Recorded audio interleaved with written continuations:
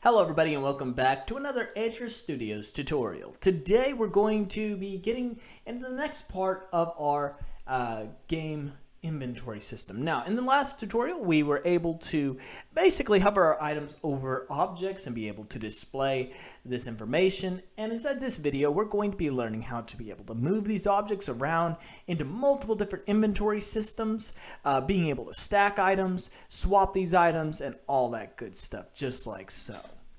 So without further ado, let's get started. Now, this video is actually going to take a little bit of time to knock out because there's just so much that we need to deal with. So we're not going to worry about adding in an extra inventory system because that is simply just adding in another inventory and simply doing something like that. So yeah, we really don't need to worry about that. If you go to the inventory display, or I believe it's the inventory system part 1, you should be able to set that up pretty easily. Okay, so anyway, let's go ahead and set up the slot that allows us to be able to display our items whenever we're moving it around.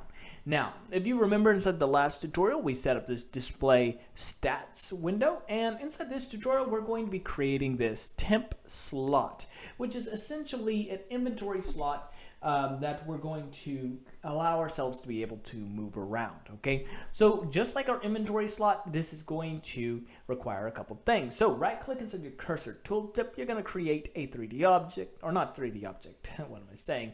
Go over to UI and select an image, right? You're going to name this image temp slot, and I'm going to call this example just because it is a example, and I actually spelled rim. Okay, anyway, whatever. Inside here, you can set the size with whatever you want. You can set what you want it to look like. Let's just go with that for now. The next thing that you need to do is add an image, and this, of course, is going to be your icon. Now, we're going to simply just add that icon like so. Press this alignment, hold down Alt, and select Fill. We're going to go ahead and give it a space of 10, 10, and 10, which will allow us to be able to have something like that. We're going to go over to our scene view, and then make sure that you're in 2D view. You can go into that by simply selecting 2D, and then press F to find that object, okay? Right-click inside your temp slot example, or my temp slot example, for instance, and then you're going to simply add in a text, and this, of course, is your counter.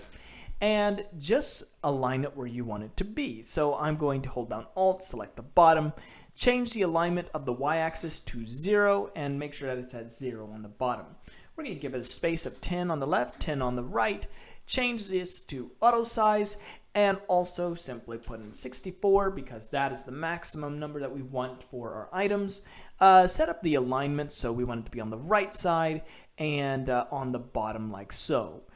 We can set this up to bold as well, change the colors, whatever you want to do. Okay, so that's pretty much all you have to do to create your temp slot. All right, so let's go ahead and delete that. We don't need to necessarily make this what's it called? We don't need to make this a prefab because it is going to be on the cursor tooltip. We'll make the cursor tooltip its own prefab later on, but for now, we're not going to worry about it. I'm going to go ahead and disable this one right here.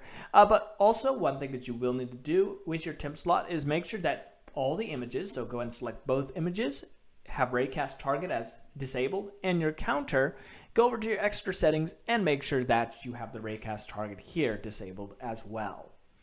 Okay, so now since we have that done, let's talk about the scripts. Okay, so let's pull this up.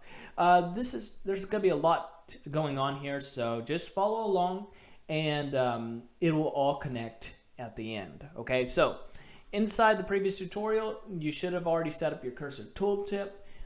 So I'm not going to go over the things that we've already done, but what you will need to do is add in this namespace called using Unity Engine.ui. This allows us to be able to utilize some of the class systems that the UI engine has. And inside here, we're going to create a header called item slot. And right here, we're going to create two serialized fields. One is a private integer called slot ID. This is very similar to what we had inside the previous tutorial. If you recall, I had it set as an ID. And I simply changed what these say from what they were to just exactly what they are. So just make sure to change these values. Like if this just said ID, change it to tooltip ID, tooltip offset, tooltip title, tooltip description, that sort of thing, right? And you're just going to basically call this slot ID. Then we're going to call this slot offset. We're going to create a public image called slot icon, a public text mesh pro text called slot counter, a public item data called slot, and then of course we're going to hide this boolean, but we're going to make it a public value, and we're going to call it public bool called slot offset override. We're also going to have a private item data array called the previous inventory, and we're also going to create a private integer called previous index. We'll get more into what these are used for after we go through this code, okay? So inside your void update function, you're going to do a couple things different. So if you remember inside the last tutorial, we just had this value here, right? So if we were not following the mouse, or if not follow mouse is equal to if follow mouse is equal to true, then we would run this code right here, right?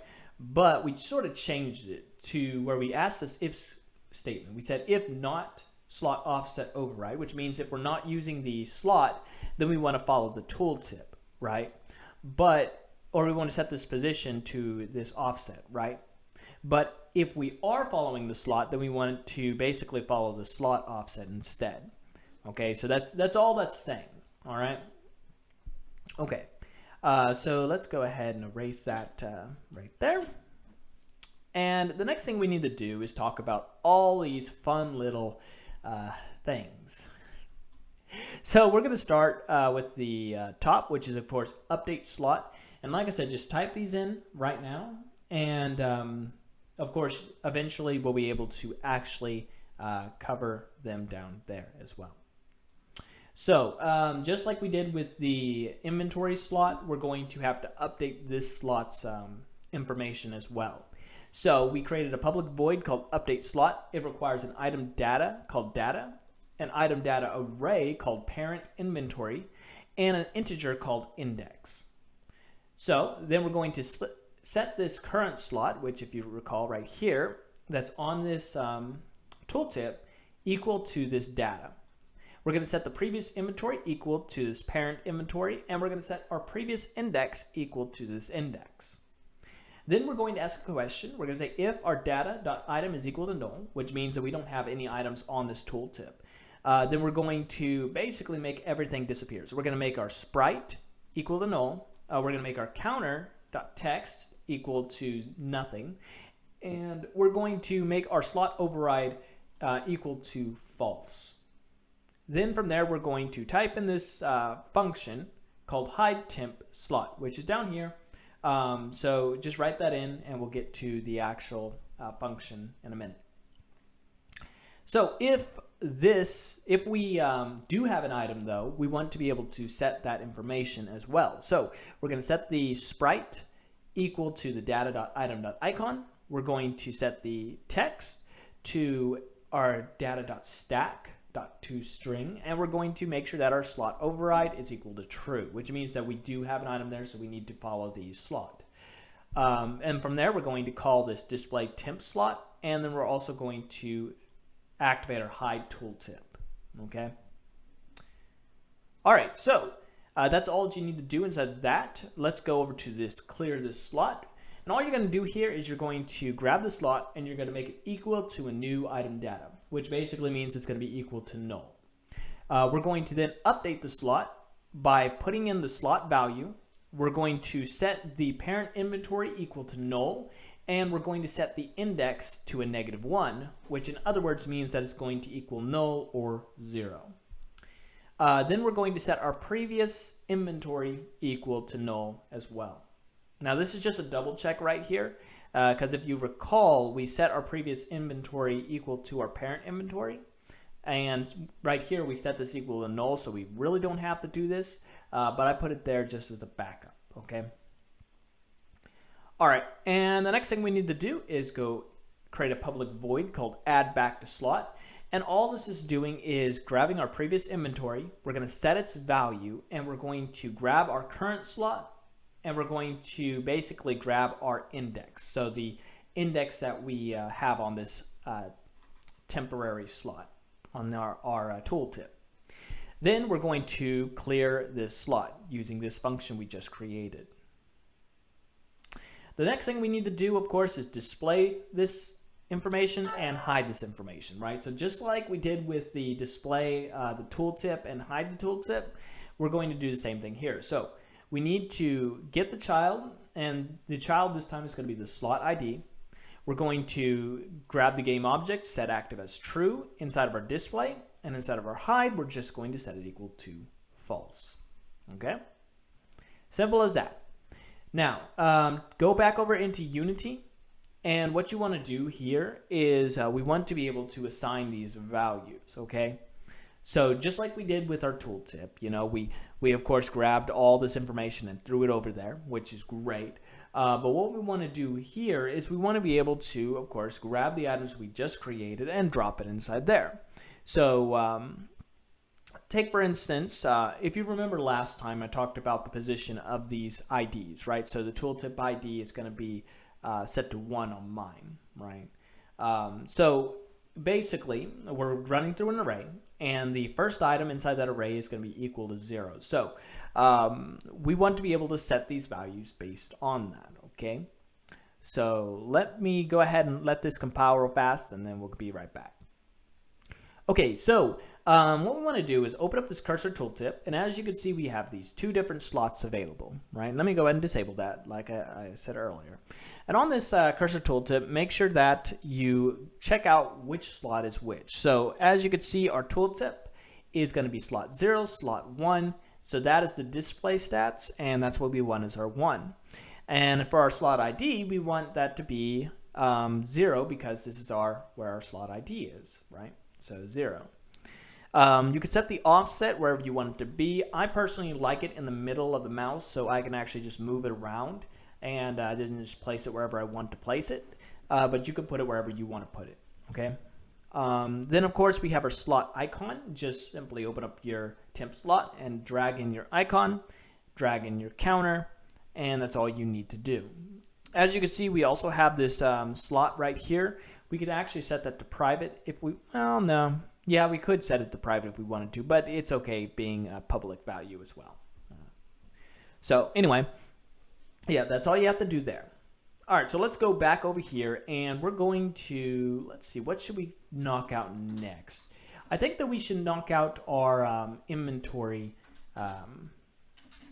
yeah, our game manager. Let's do our game manager.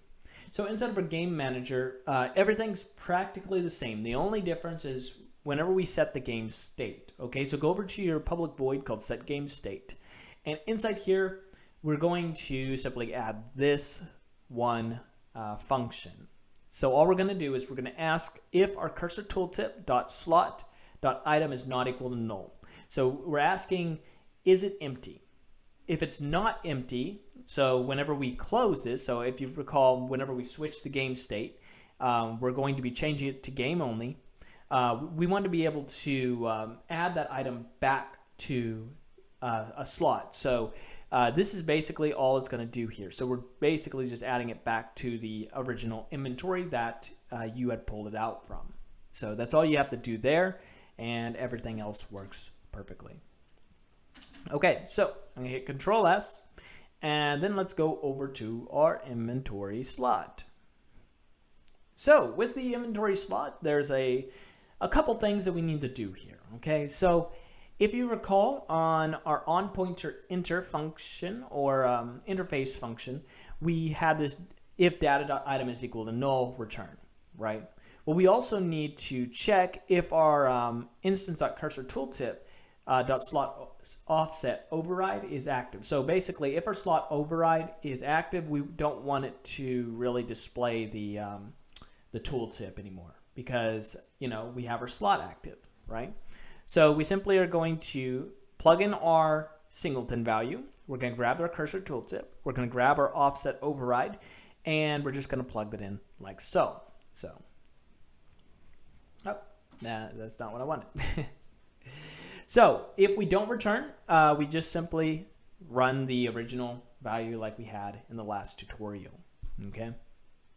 Let's go and close that up now, and let's talk about this function right here. Now, All you need to do to get this interface function is simply put in that comma, iPointerDown handler. If you had followed along as in the previous tutorial, you should have this event system set up already. So you just need to implement that interface by simply right-clicking and then just typing or selecting the quick fix and then go over to implement interface, like so. All right, so let's talk about this. Let's go ahead and go through these normal functions first. So on this private void, we're going to do clear this slot. So this is basically going to set our data equal to a new item data. So basically it's equal to null. Then we're going to do our on update slot display and plug in our data. So just like so. The next thing we want to do is clear the tooltip slot. And all we're going to do here is we're going to grab our singleton value, we're going to grab our cursor tooltip, and we're just going to type in clear this slot. Lastly, we're going to talk about swapping items. And all this is going to require is some form of item data array, and we're going to call this our items, right? So then we're going to create a temporary item called item, or temporary item data called temp item. We're going to make that equal to our singleton value cursor tooltip slot. So basically we're going to be getting the slot value from our cursor tooltip. Then from there we're going to update the slot on our cursor tooltip and we're going to set it equal to this data. We're then going to grab this item data array and we're going to just plug that in there as the parent inventory. And we're also going to get our current index. So basically whatever slot value this is, that's going to be the slot value that we're returning. Okay. Then we're going to set our current data equal to this temporary item data that we created, which is a copy of what was on the tooltip. After that, we're going to then set the parent item. So basically, we want to be able to set the specific data on the item data array, or basically the inventory component that we're going to be plugging in here later. And we're basically going to do that by grabbing this item's value or variable, and we're going to set its value. So to set this value, we need to get the item data, which is of course the data. We're then going to get the index, which is equal to our current index, like so. After that, we're going to then update the display and then just plug in the data value. I know it sounds confusing. I left in these notes, so if you want to take a look at those notes and go through it slower, you can, but that's just roughly what it is. All right, so now time for the hard stuff. So on pointer down, all we need to do is do a couple things, okay? So we're going to ask a question, and this is just if we're left clicking. So inside of my game, I want to be able to make it to where if you left click, then it's going to move items, and if you right click, it's going to interact with items. And you may want to be able to split the items, which we made that function available, but I don't really want that inside my game. So it's up to you if you want to do that, okay? But for now, we're just going to talk about left clicking. So we're going to use the old input system. So we're going to say input.getButtonDown fire1, and that's just simply saying left click. So in here, we're going to create a temporary item data called tooltip data, which is going to be equal to our singleton value, our cursor tooltip, and our slot on that cursor tooltip. Then we're going to get an array of item datas, and we're going to call this our parent inventory. From here, we're just going to get component in parent, which is our dynamic inventory display. And then we're going to get its inventory holder. So whatever parent object that we're using, we're going to find the inventory on that. So if I actually come over here, and what we're going to do is we're going to select our display. So if you recall, whenever we build our window or our dynamic inventory system, our slot is actually added as a child of our inventory system, right? So if I select this inventory window right here, after it of course compiles, as you can see, we have, well, you can't see because I'm in the way, but we have this inventory holder right here, right? Which is then connected to the inventory system. Okay, so all we're doing is simply getting the parent object, which of course is our inventory window, and then we're going to then access our inventory through it. So let's come over here, we grab its inventory, and then we grab the items, okay? All right, so the next thing we need to do here is we're going to ask if the tooltip slot is empty. So basically we have no items inside the tooltip slot. And of course, our current data.item is not equal to null. So if the slot has an item, but the tooltip does not have an item, then what we're going to do is we're going to say just pick up the item, right? So we're going to get the cursor tooltip, and then we're going to update the slot, which basically means we're going to add data to the slot. The data is going to be equal to this data. The inventory is going to be the parent inventory, and then the index is going to be this index right here. We're then going to clear this slot, which is a function that we just went over, and we're going to then set the parent inventory.set value, and we're going to set that value. So we're going to make it equal to our data, and we're going to make it equal to our current index, like so. Now, if you recall, we just cleared this slot, which means that this current data is equal to null. After that, we're going to simply call return, and it's not going to do anything else. The next thing we want to do is we're going to do this else statement, which basically is saying, okay, so the tooltip has an item inside it, right? So if the slot is empty, so if this slot does not have any items inside it, then we are going to basically set the data on this slot equal to the tooltip data. We're then going to update this slot's data and then plug in the data as its update. Then we're going to clear the cursor tooltip's slot. So cursor tooltip, clear the slot. From there, we're going to grab the parent inventory, set its value equal to the current data, and we're going to also get the index right here. After that, we're going to ask, okay, so the slot has an item inside it, right? So we now have to ask a couple questions. First, are the items the same, right? So if the items are the same, we need to do something here. We need to first get the total value between the current stack inside this slot and the stack inside of the tooltip slot. Once we get the total value here, we're going to ask a question. So we need to first ask if our current stack is at its max stack. So if we have 64 items, which is my current max, inside of a stack, we want to be able to just swap the items. So we're going to grab swap items, and we're going to plug in our parent inventory. After that, we're going to ask, well, if the total is greater than our current max stack, then we need to do something else, right? So we're going to take our total, and we're going to minus equals the item's max stack, right? That gets us the remaining value available. Then from there, we're going to set our current stack inside this slot equal to its max stack size. We're going to update this display using that data. Then we're going to add the rest of the data back to the tooltip. So we're going to say our tooltip data.stack, and we're going to make it equal to the remainder total value. So if you recall, we just removed the max stack value from that total, which gives us the remainder that we want to add back to our tooltip. Then from there, we're going to update the slot on our tooltip, put in our tooltip data right here. We're going to plug in our current parent inventory, and we're also going to get our index like so.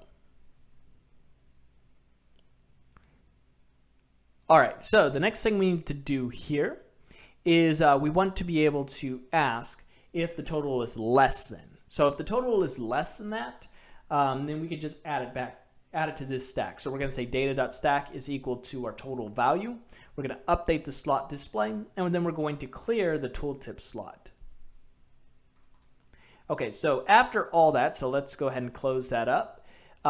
Basically, if we don't have an item, or if the items are basically different, then we're just going to swap the items. So we're going to say else swap the items, and then we're going to plug in our parent inventory. And that's it. All right, so let's go back over to our game, and we're going to hit play one more time just so you guys can see it all working the way it should be. And just make sure that you did follow along, and if you did, then everything should be working the way it should be. Okay? So we can press tab. As you can see, we have all of our items here. We could stack, we could swap them, and we can move them around. If I picked up this item and I press tab, which closes both windows, if I open it up, as you can see, it returned back to its original spot, and everything works great. Okay? Alright, I hope you guys enjoyed this tutorial. If you did, make sure you leave a like, subscribe, check out some other videos. If you have any questions or things that you want to add to this inventory system, please let it be known before I end this inventory system. Alright, I'll see you guys later. Bye.